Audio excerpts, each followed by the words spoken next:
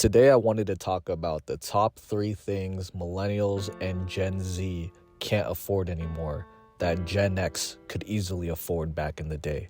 Spoiler alert, it's not looking great. Just to make things clear, I am not a financial advisor, and this video is not giving any financial advice. I do not give any financial advice. This is just a report on some trends that I've dug up, and I've gathered some information, so just want to talk about the data. Now, I know the previous generation had their own struggles, but bro, I will die on this hill saying that we have it tough in our own ways. And there's definitely a few things, in my opinion, that the previous generation definitely had and took more for granted that we just don't have easily access to anymore. First up, housing. Now, in 1973, the median home price was around $32,000.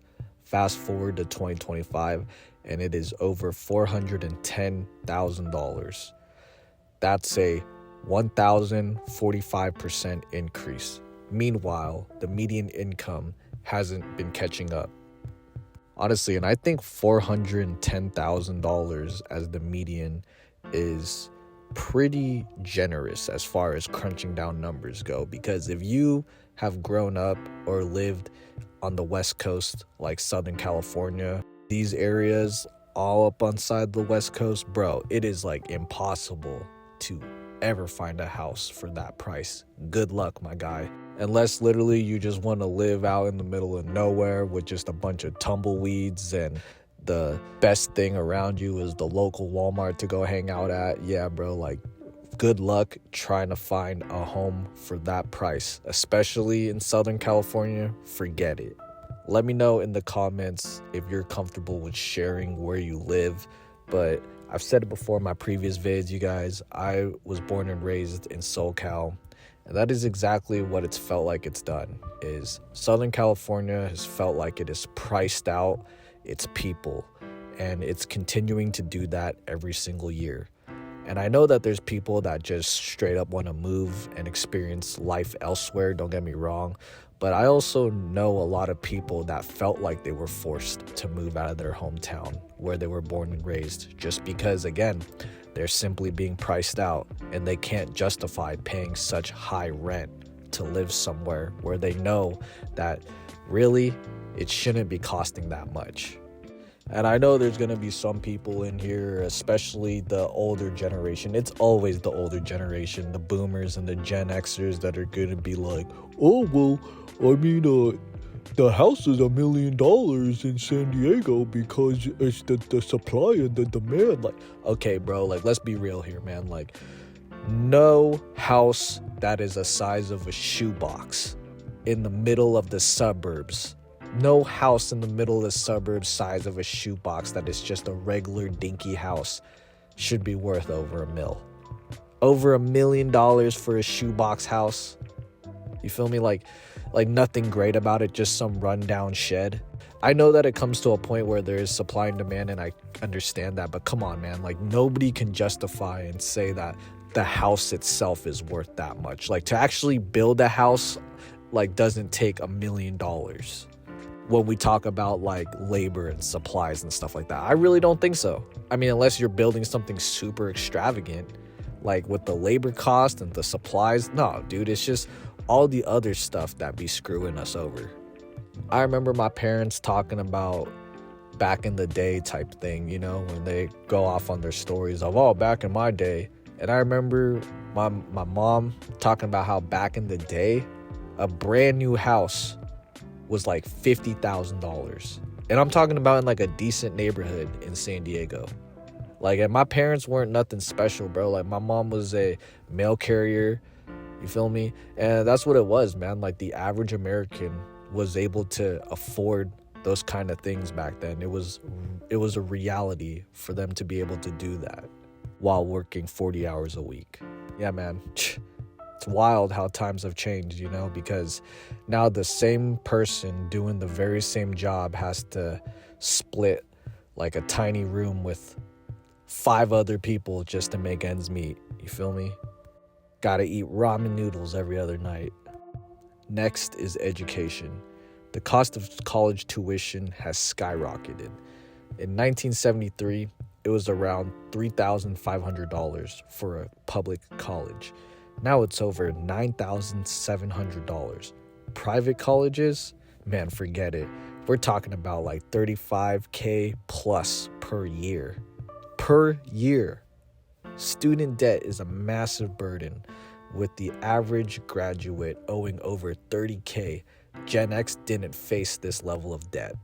Another argument that I swear is always brought up with the older generation when they just talk about how us as millennials and Gen Zers just had needed to put on our bootstraps and, just work harder and this and that. Like, bro, this is exactly what I mean by more opportunities was presented back then.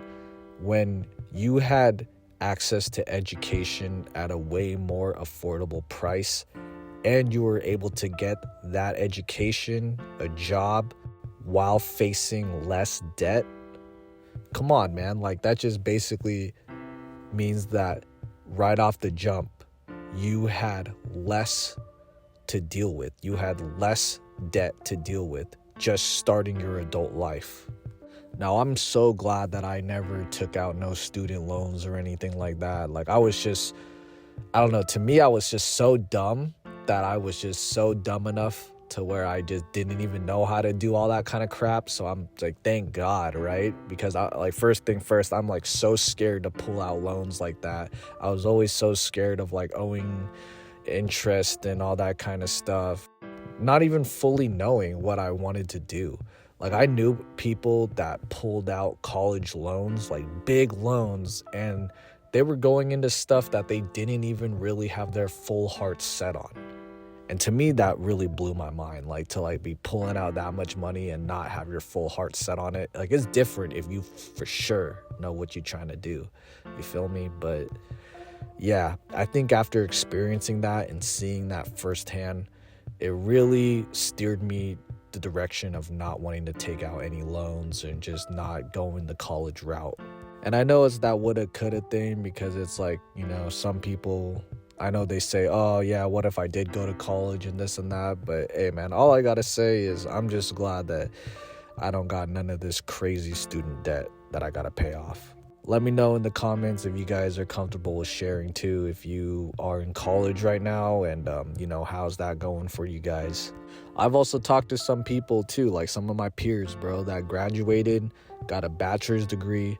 I even knew somebody who had a master's degree and then they had to go back to working retail just because they couldn't find a job after they graduated. And I really don't think that was something Gen X had to deal with as much as we do now. Again, man, I'm not trying to say that the older generation didn't have their struggles, but not like what we're going through. We got our own set of issues and problems. Last but not least, healthcare. Healthcare, man. I mean, honestly, dude, what a joke. You know what I'm saying, bro? I remember trying to make a doctor's appointment and it felt like jumping over hoops, man. It felt like pulling teeth just to make this doctor's appointment. Medical expenses have gone up and wages haven't kept pace. I've already talked about the grocery prices that is eating up a bigger chunk of people's paychecks. But yeah, man, it actually costs quite a bit nowadays to try and be healthy. I mean, better quality food costs more. If you want, like, medication's gonna cost you money.